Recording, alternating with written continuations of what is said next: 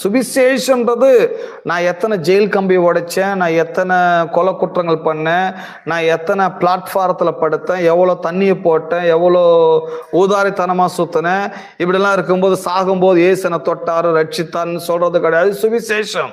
ஏன்னா இன்னைக்கு பெரும்பாலான இடங்கள்ல இன்னைக்கு தமிழ்நாட்டு மக்கள் கேட்கறது சுவிசேஷம் என்னன்னா, யாரை எப்படி தொட்டார், யார் எப்படி ரட்சிக்கப்பட்டாங்க, யார் எப்படி உயிர் காப்பாற்றப்பட்டாங்க, யார் எப்படி சுகமாக்கப்பட்டாங்க, அதை மணிக்கணக்கா நாள் கணக்கா வாரக்கணக்கா விவரிக்க தான் நற்செய்தி அறிவிக்கிறாங்க.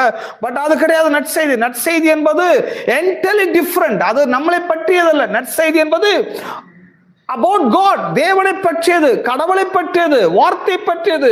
உங்களுக்கு என்ன ஏற்படுத்தப்பட்டிருக்கிறது, உங்களுக்கு தேவன் என்னவாயிருக்கிறார், நீங்கள் என்ன எப்படிப்பட்ட ராஜ்யத்துக்குள்ள வருகிறீர்கள், எப்படிப்பட்ட சலுகைகள், எப்படிப்பட்ட ஆசீர்வாதங்கள் உங்களுக்கு இருக்கிறது, இது எல்லாம்